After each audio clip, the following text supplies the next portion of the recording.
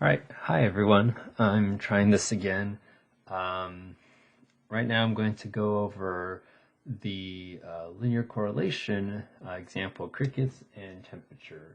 So in ConferZoom class on, I believe, Monday and Wednesday, we went over the lemons and car crashes handout 4.1 linear correlation and 4.2 least squares regression line, lemon and car crashes. We went over this. The solutions are already on Canvas here for this handout.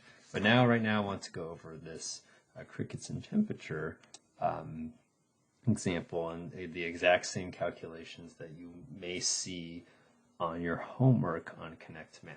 Okay, and I'm going to try to do this a little bit quicker, so just in case the camera cuts out.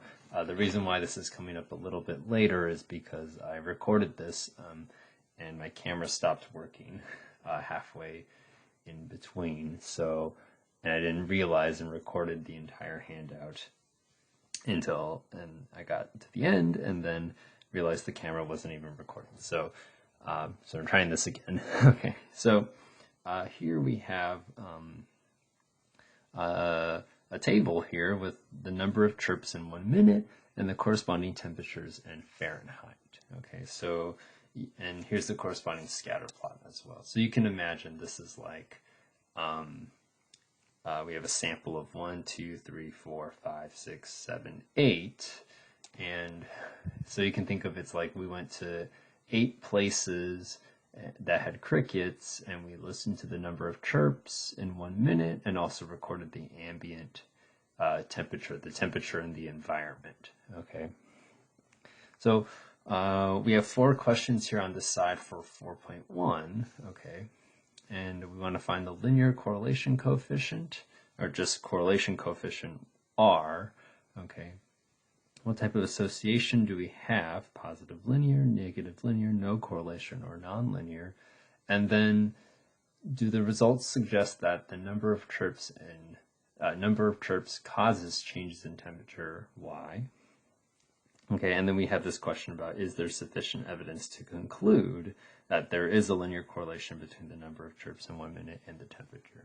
Okay, and as with the previous handout, I'm just going to kind of jump the gun right here just in case the camera cuts out. We don't have enough information to do this one right now. So I'm just going to immediately just say, we're going to put a pause here. And we'll come back to this question at the end of the semester. So you'll want to hold on to this at some point. We'll come back to this at the end of the semester. But the first 3 questions we can answer, okay? So now, the part of doing this one is just calculator here. I think it's more fun to actually guess what you think the linear correlation is. So go ahead and take a second, just like guess what you think it is. Okay. And you may already know the answer to this one, so knowing the answer to this one should help you guess the R here. So we're guessing, what are we guessing here? We're guessing R. Okay, so take a second, maybe if you want to pause the video, guess what you think the R is. Okay, have you made a guess? Okay, so now we're going to actually calculate it. And I have the calculator here opened on the right-hand side. What I'm going to do, this looks a little bit different. This should be the same type of buttons that you have. It's just the screen is right here, and then you can see the key press history as you're doing this on your own.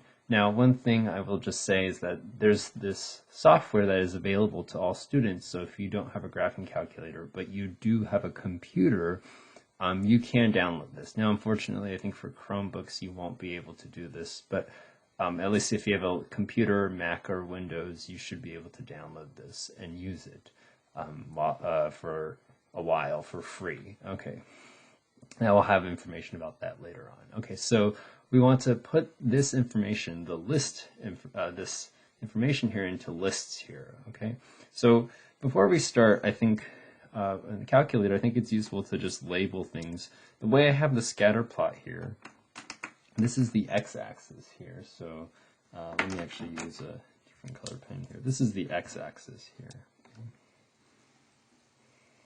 Okay, and then we have the y-axis here. Okay, Okay, so the way this works, and if you look closely, and I'll try to zoom in here, is that the x-axis is our chirps, and the y-axis is our temperature. So I'm going to try to zoom in. There we go. So you can see chirps there, and then temperature in Fahrenheit. So this is x, and this is y. Okay. Typically, this will be given to you, so you don't have to worry about this. But if you're thinking about practicing this and you're using it in real life, sometimes you have to assign what x and y are. Okay, and I'll have some words for it in just a second here. Now, we want to put this information into the calculator, so we're going to go to Stat, and then Edit. Okay. Now, if your lists aren't clear, like if you have stuff from last time, remember the way you can clear your lists. To clear your list is all of them at once, is you just go to Second, Plus, and then number 4, Clear All Lists. Okay, so once you've cleared all your lists, let's go back to Stat Edit. Okay, and then we just want to carefully enter in the data here. Okay, so one list for your x's and one list for your y's. Okay, so this, you want to take a second to do this. Okay, so, and this usually takes a while, so you can just watch me do this really quickly. Actually, I'll probably cut to me entering all this in, so if you want to pause the video, go ahead and do that.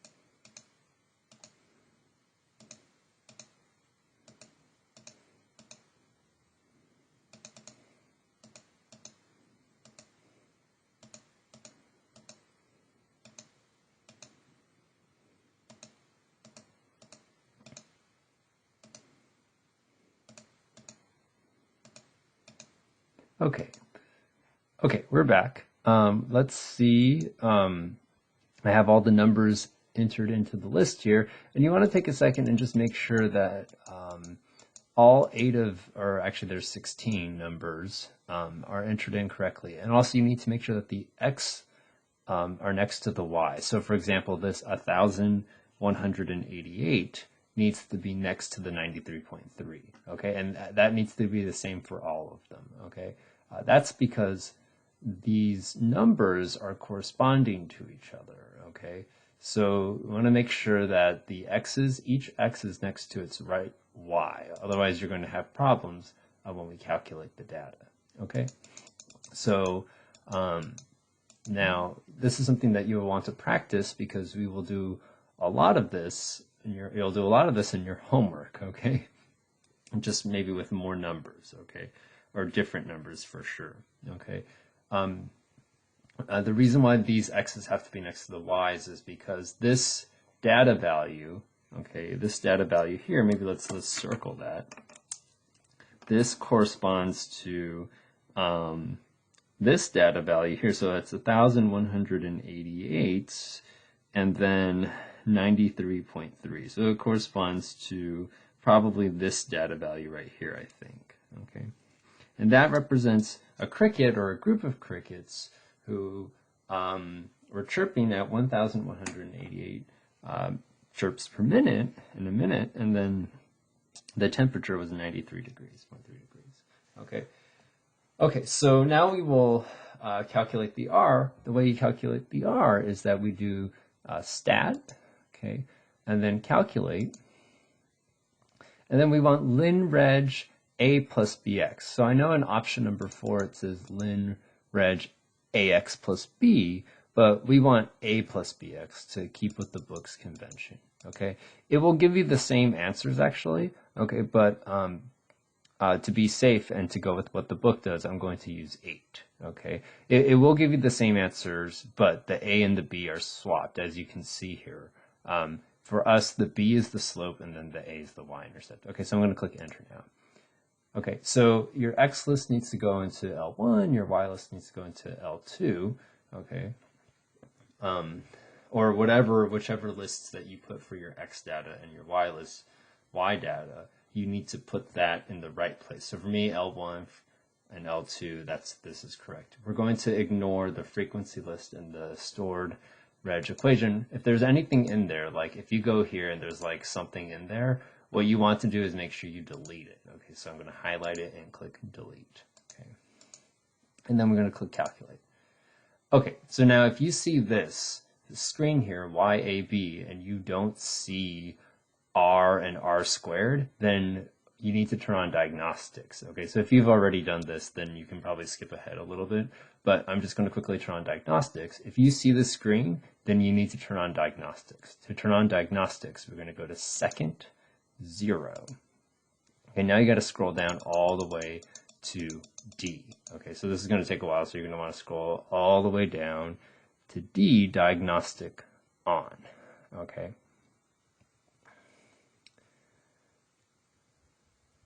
Okay, so we're almost there. Diagnostic. There we go. I skipped a little bit. Diagnostic on. Okay, and you're going to click enter and then enter again. Now the diagnostics are on. Okay, now we're going to do that calculation again. You're going to go stat, calculate, and then option number 8. Now here's a trick. Okay, if you want to go to option number 8, you can just click on 8. Okay, and that'll take you to that option there. Okay, len reg a plus bx. Okay, you could also scroll down and then click enter like I did earlier. Okay, so now we're going to, this is all good. I'm going to calculate. Whoops. Calculate. Click enter. And now you see, because we turn on diagnostics, we see R and R squared. Okay, so this is, remember, just a one-time thing. You won't ever have to do this again once you turn on diagnostic once. Okay, and now we know what R is. Okay, so was your guess close? Was it different? Okay, it might be a little surprising to some of you that it's a 0.87. 0.87, remember, 0.8 is closer to 1. So, and you might be thinking, these dots are a little bit spread out. Okay, that might be coming to mind here. But something if you want to think about is that these dots are closer to a line than we think. Okay, so, you know, if I were to hide these ones, I'm just going to hide them with a Post-it note for a second. And then maybe hide this one here, okay. Well, actually, let me hide these ones here, okay? And then even if I hide this one here, okay, these dots are already, these 3 dots are really close to, very close to a line, okay? So if it was just these 3 dots, you expect the answer to be very close to 1, okay? Maybe not 1 precisely, but very close, okay? Now we have these dots here, okay?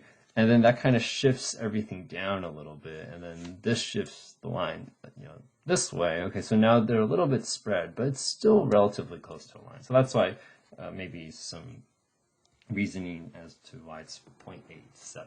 Okay, so it's close. Okay, from here we can immediately see that this is a positive 0.87. Okay, so this is going to give us a positive linear correlation. But we also could have saw that as well. Okay, so this is not too bad to see positive linear correlation. And remember what this means is that, well, positive linear correlation, that means that as x goes up, okay, as x increases, y increases as well. Okay, and if you have negative linear correlation, that means as x goes up, the y goes down. But here the y is going up, so we just have positive linear correlation. Okay, and then finally, okay, the results suggest that number of trips causes change in temperature. Okay, so if you thought about this question, we should immediately say no. Okay, no, because correlation is not causation. Okay, so correlation is not causation. Okay. Okay, so at this point, hopefully we're okay with this idea.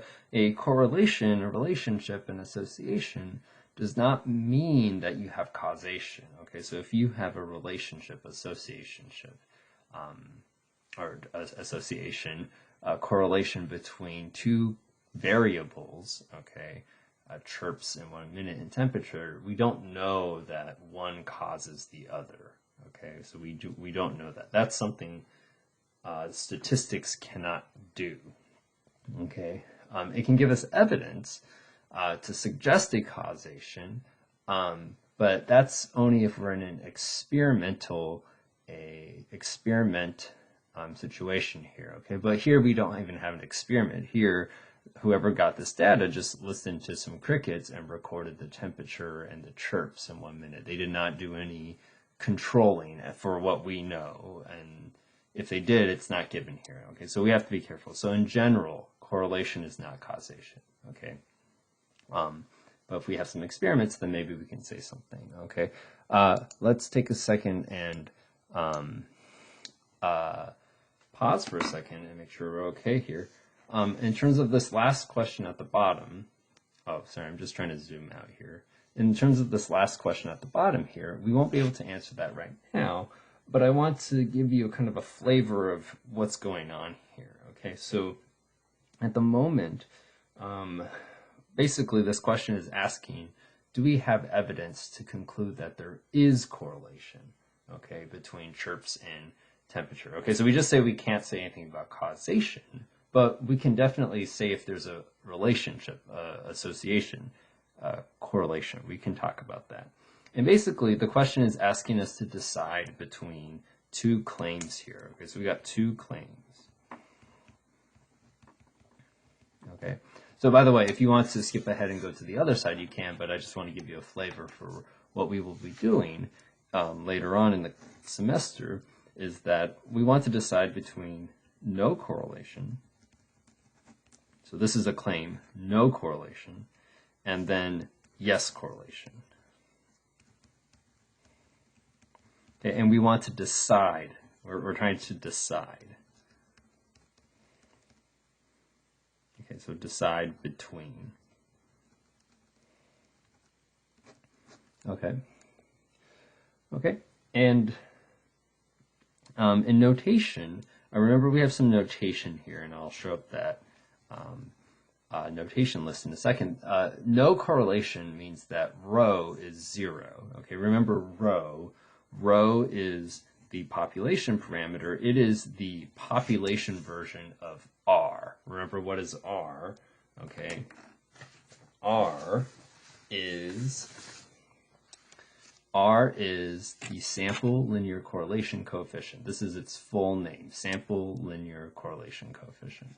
Okay, and then the population version of this is rho. Okay, population linear correlation coefficient. Okay, so remember, this is that, it has that weird formula involving the z-scores on the x and the y, and you multiply, and then you add them all together. You take the average of them, divide by n minus 1. Okay, which we don't need to memorize. Okay, this one is from a sample. Okay, but this one's from population. So you have to imagine for this one that you take everybody's, like, for example, in our example, you look at every single cricket and you record their chirps, and then you also record the temperature, and then you plot it on the scatter plot. That would be, first of all, the population scatter plot, and then you calculate that formula, the correlation coefficient. That would be rho. That would be this here. Okay, so as always, the sample represents the population, so this is supposed to be a good estimate for this, okay, if we have a good sample. Okay. Okay, now, that being said, this is basically more or less impossible to compute. So this is going to be kind of an indication of evidence. Okay, so is there sufficient evidence to conclude that there's a linear correlation between chirps in 1 minute and temperature? What's the sufficient evidence? What is this? Okay, so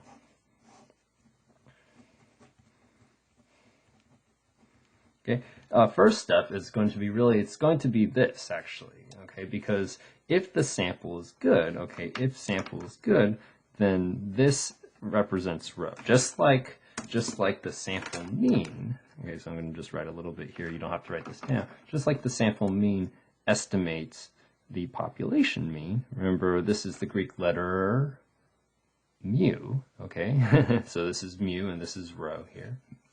Okay, just like the sample mean represents the mu, the sample linear correlation coefficient estimates the population linear correlation coefficient. Okay, so that's a starting point here, but then we actually need a little bit more, and what we will need is probability.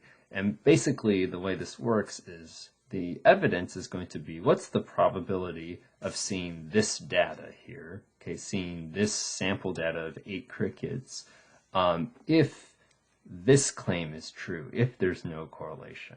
Okay, so I'm going to pause on that, and we'll come back to that later on. Okay, so now I'm going to flip this around. Okay, okay, sorry about that. The camera went out, but I'm going to continue on and talk about this 4.2, the regression line, with the same example, crickets and temperature. Okay, so we have the same data, and this is x and y as before. The first part, we want to find the equation of the regression line, letting the first variable be the predictor x variable. Okay, so something, maybe this word predictor we haven't quite talked about yet, but we have talked about explanatory variable, and we also have talked about a response variable. Okay, so a couple new words here. I'm going to bring in my words that have the same meaning here. Okay. Okay, so here's our words that have the same meaning here. We talked about explanatory, treatment, and independent, response, outcome, independent. Okay, and usually x's are going to be our explanatory variable, and then that might affect the y. Okay, and that's usually just in the math sense, but also statistics sense. That's usually x comes before y, so x causes y. Okay, in math you may have heard of independent, and then the y depends on the x. We'll see that in a second. But now we have an extra word here is predictor variable. Predictor, it predicts the response or the outcome or the dependent. Okay. Okay. So we actually don't have to do much here because the calculator has given us all the information. Okay. So the calculator, well, what does the calculator say? The equation of the regression line, letting the first variable x be the predictor variable. Well, since we entered this data in, if you go back to stat calculate, option number 8, we entered it in so that the crickets chirps are the x, and then the L2, the temperature, is L2 here, the y list. We basically have it. That's all we have to do. Okay.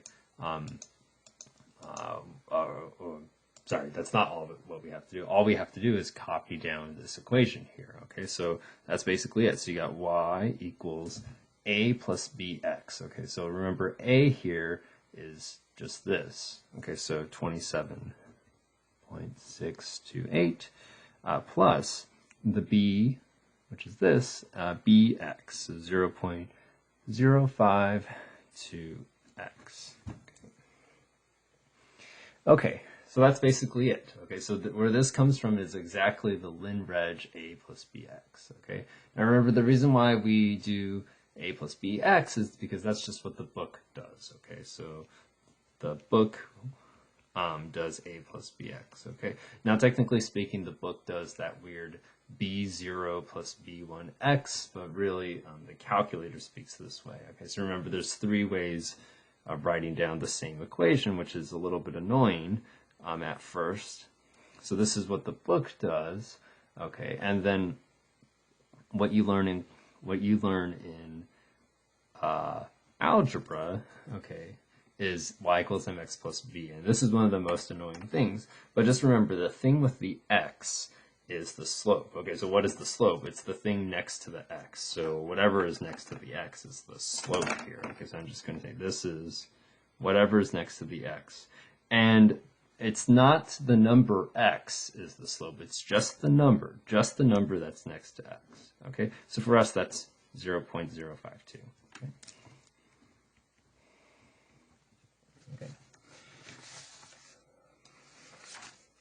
Okay. let's and then the y-intercept is the thing. So this is the slope here. That's the slope. Okay. Okay, so I don't know why I drew that arrow here. Okay, the thing that's by itself, that's the y-intercept. Okay, so now for the calculator, that's A. For our book, it's B0. So I know that's probably a little bit hard to see. Let me zoom in. So it says B0 there, and then the regular B is and y equals mx plus b is the y-intercept. Okay, so I know this is like a little bit annoying, but just I think the best way to remember is the thing that's next to x, the thing that you multiply by x is the slope. The thing that's by itself, the constant, is the y-intercept. So that's the y-intercept here. Okay, so y-intercept, we can quickly answer this down. So what is it? It's 27.628. Okay. Now we're going to work backwards here. So what is the y-intercept? It's this. We want to interpret this. Okay, so what is the y-intercept really? Well, the y-intercept is not just this number. It's technically a point. Okay, so really what is the y-intercept? The y-intercept is the point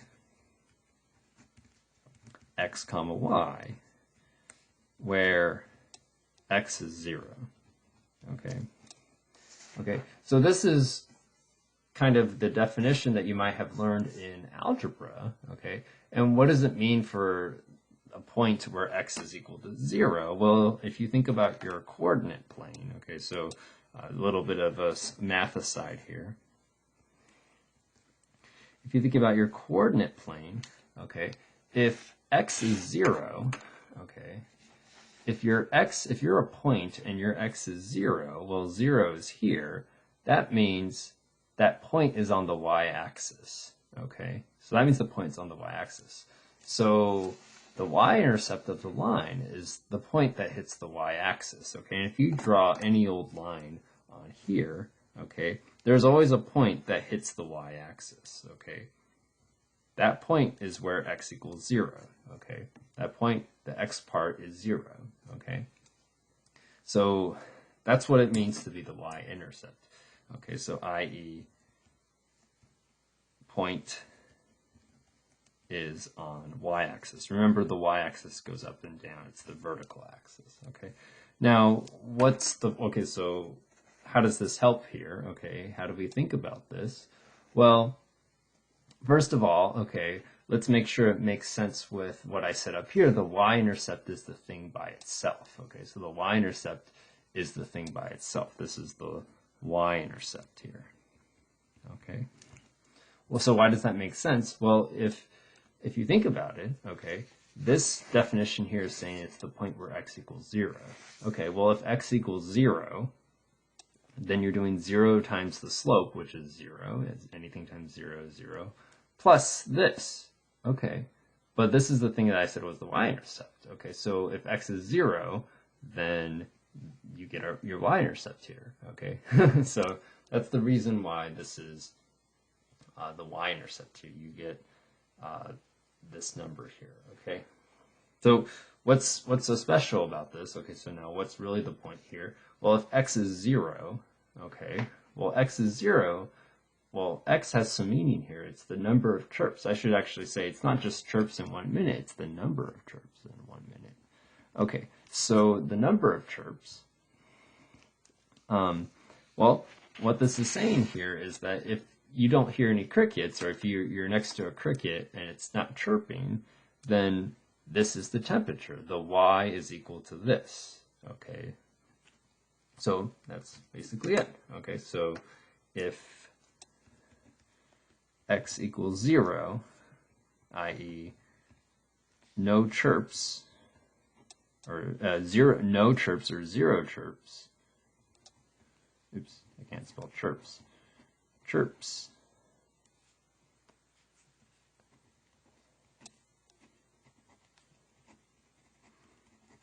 Okay, so if x equals 0, i.e. no chirps in 1 minute, then the predicted temperature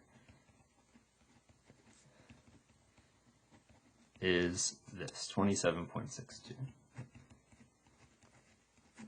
That's what this is saying here. Okay, so that's what the y-intercept represents. Okay, but now we're going to when we do the next part, our next problem here, you're going to see that there's an issue with this question in just a second. Okay. Okay, so we just answered that this is the y-intercept. Okay, so remember the y-intercept is not really just this number. Technically, math-wise, it's actually this point 0, 27.628. Okay. Okay, so it's where the x is 0 here. Okay, so now we're going to answer the last two questions, and then that'll be it. Okay, so this first part here, we want to find the best predicted temperature at a time when a cricket chirps 3,000 times in 1 minute. Okay, once we find that, what is wrong with this predicted value? Okay. Okay, so with this question here, let me just zoom in for a little bit here. Oops, can I get rid of that? Okay. Okay, with this question here, okay, so it doesn't appear I can get rid of this thing here. Okay, that's okay. Maybe if I do that, okay. With these two questions here, we're going to have to figure out what we're given and what we want. Okay, so and this is a basic just problem-solving skill. Okay, you have to know what's given in the problem, in the question, and what you want, okay, or what you want to find, okay? So want, find. Okay, so, well, let's read the question. Find the best predicted temperature when, at a time when a cricket chirps 3,000 times in 1 minute. Okay, well, we want to find the best predicted temperature. Okay, so we want to find predicted temperature. Okay. Well, temperature is y. Okay, so we want to find temperature. We want to find y. That's what we're looking for. We're looking for y. Okay, not too bad. Okay, well, when do we want to find y? When the chirping cricks 3,000 times in 1 minute. Okay, cricket is chirping 3,000 times in 1 minute. Okay, so chirps in 1 minute, that's x. Okay, we're given that x equals 3,000, okay, and exactly 3,000 because it's chirping 3,000 times in 1 minute. Okay, if you need to, pause for a second, make sure you're okay with what we're given and what we want to find, okay, and, well, if you're okay with that, now the next step in the problem is to figure out the relationship between your given and what you want to find, okay, and this is like a problem-solving skill. It's even kind of a life skill, you know, when you're encountering something, you got to figure out what's given and what you want to find, okay, and then you have to find a relationship between what's given and then what you want to find in order to move forward, okay. Luckily for us, the relationship is right here. This is the relationship between x and y, okay. If x is the number of chirps in 1 minute, then the predicted y, the predicted temperature, is given by this formula here, and that's the power of this regression line. It allows us to predict, make predictions here. Okay, so what is the y? Okay, so we figured out what we're given and what we want. Well, the y, and typically what people write is they write just to figure out what x you're at. They put this parentheses in here, okay? And we're just literally putting 3,000 into here. You're literally just putting 3,000, oops, into here. Okay. Okay, so if you're doing this by hand, then what you're writing down is just this number here plus a 0.052, 3,000. Okay.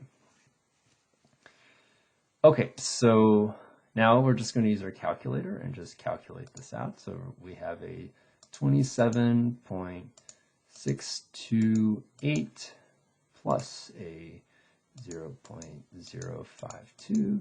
Okay, now technically speaking, we're supposed to not round when we're doing this, but it's okay. It should be fine. If anything, just follow whatever the homework or whatever the book says here. Okay, so 183.628. Okay. Now, whatever the problem says, if it says to round, then that's fine. Okay, you can do that. Okay, and I should be a little bit honest, or a little bit of complete here, thorough here, but this is degrees Fahrenheit. Okay. Okay, so if the temperature is 3,000, then this is the this is the predicted, I'm sorry, not the temperature. If the cricket chirps are 3,000 times in 1 minute, then the predicted temperature is 183 degrees Fahrenheit. Okay, so now what's wrong with this? Okay, well, there's a couple things wrong with this. Well, on one sense, if you think about what's going on here, well, first of all, if you just look at this temperature, 183 degrees, okay, is that hot or is that cold? Okay, so hopefully you all said hot, okay? So this is, and it's a pretty hot temperature, right? Like a typical hot day is probably maybe in the 90s, maybe the hundreds, 105, 110. This is like the temperature of a preheating oven. Okay, so this is pretty hot.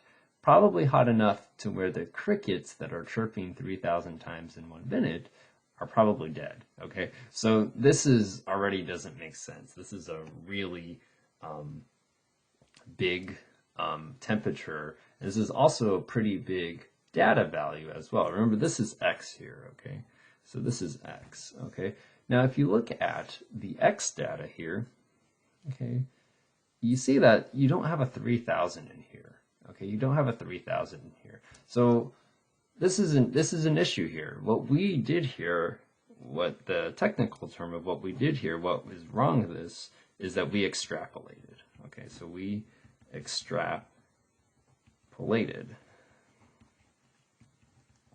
data. Okay, and that's bad. Okay, so extrapolating, okay, and if you go to the slides here, and maybe I'll bring them up in just a second, if you go to the slides, that means that you're predicting, making predictions when the predictor variable is not in range of the data, okay? So we extrapolated x equals 3,000 is not in range of x data, okay?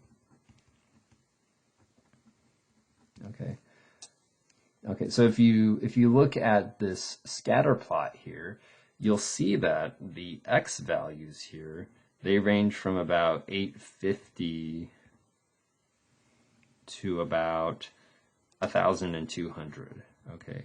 And that means that x, okay, that means that x equals 3,000 is like not even on the paper here. It's probably over here. X equals 3,000 is like over here, okay?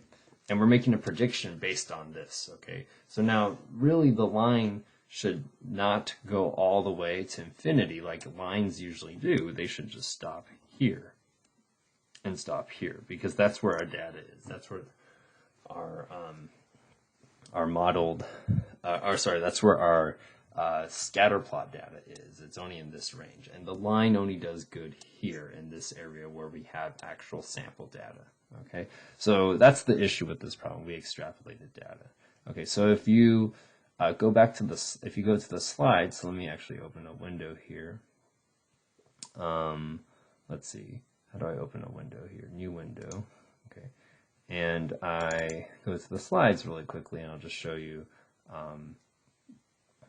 where you can see this in the slides here.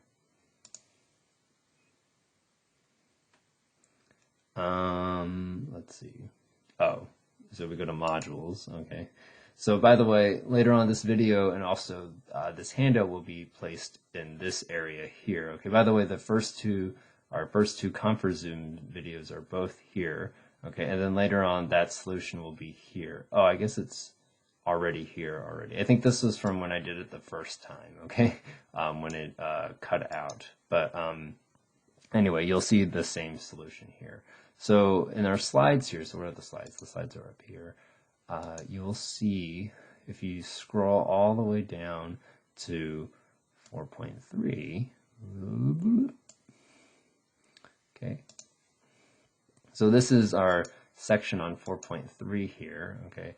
And 4.3 is about the features and limitations of the least squares regression line, okay. So if you remember our questions from before, given to quantitative variables x and y, is there linear correlation?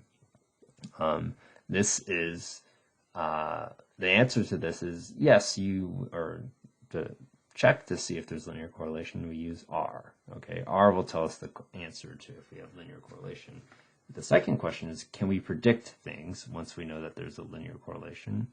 And then number 3 is, how good are our answers? Okay, so 4.3 is all about how good are our answers to 1 and 2. 2, we made a prediction just now. If you go back, if we made a prediction about how many chirps there are, okay? What the temperature is if the chirps is 3,000 times in 1 minute. Okay, so we made a prediction there, but how good is that answer? Well, that's not good for us because of extrapolation. So the only objective in 4.3 that I want us to worry about is just understanding the importance of avoiding extrapolation. Okay, so what's extrapolation? Extrapolation is making predictions for the values of the explanatory variable, the x, that are outside the range of the data. Okay, so, and this is a small joke here, maybe you can take a look at it, but what we just did is extrapolated. Okay, so that's all the important part for 4.3, but remember, we have some extra credit for 4.3. So remember this little sticky note that I had here. Oh, I had it somewhere now. I'm missing it. Oh, it's right here. 4.1 is all about R. 4.2 is all about the regression line, okay? And then 4.3, this optional section, is actually about R squared, which was on our calculator, if you looked, but we only really need R for our purposes. But if you want to go do the extra credit, and it will require R squared. R squared is called the coefficient of determination, okay? But remember, again, this is optional extra credit. If anything, it just helps your homework grade a little bit, and you learn a little bit more stats that is used in the business here. Okay, so this is what's wrong with this. We extrapolate the data. The 3,000 is not in this range here. Okay, this range is from 850 to 1,200. Okay, but we plugged in a value that's outside the range. Okay, last question, and then we'll be done. Okay, so suppose that there are two groups of crickets, and the number of chirps in 1 minute differs by 50 chirps. What is the predicted temperature difference of the environment of the crickets? Okay, so this is where, again, we're going to have something that we're given, and then something we want to find.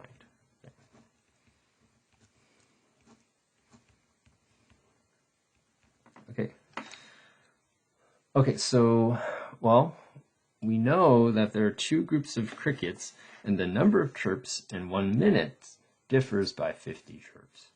Okay, so how you can maybe think about this is, okay, you have two groups of crickets. Okay, let's say we're in Monterey, okay, and we have a group, we hear some crickets in Monterey, and we also hear that their chirps. Okay, we record the number of chirps in 1 minute. And for example, let's say that we hear that their chirps are like 950. Okay, so maybe here. Okay, 950. Okay, and then you go somewhere else and you go to, say, like Seaside or something like that. So let's just say Seaside, okay? And you hear some crickets and then you record their number of chirps. And it turns out that the number of chirps you hear from Seaside and Monterey differs by 50. So maybe in Seaside you hear 1,000 here, okay? Okay, so this is just hypothetical, okay? So the point is that these 2 points here on the line, they differ, their x's differ by 50, okay? And that's a change in x, okay? So this 50 is typically what people write is this delta x is 50, okay? So that's the given, okay? So your change in x is 50, so change in x.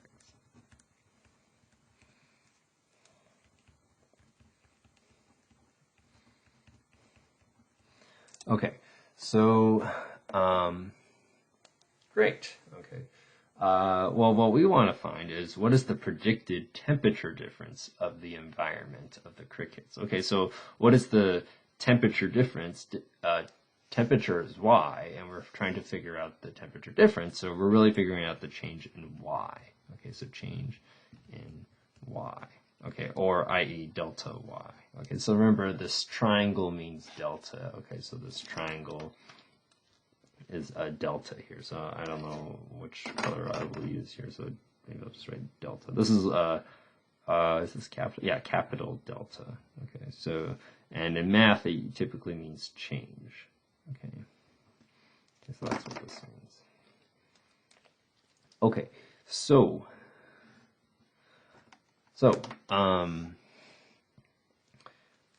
as before, we want to find the relationship between what's given and what you want to find. Okay, so what's given, what do you want to find? Well, given is this change. What you want to find is this other change. Okay, whoops, I didn't. Whoops. What you want to find is this other change here. Okay. What's the relationship between the two? Well, that is exactly the slope equation. Okay, so I'm going to jump back to the slides for just a second here. And if we just scroll up just for a second, you'll see that the relationship between the two is slope. Okay, slope of a line is rise over run. That's usually maybe what you remember from algebra before, but rise over run is really a shorthand for change in y over change in x. Okay, and the point is this kind of this equation down here is that, oops, I'll let that disappear for a second. The change in y is equal to the slope times the change in x. Okay, so that's really the main thing here. Okay, so that's the main sort of thing to think about. The change in y equals the slope times the change in x.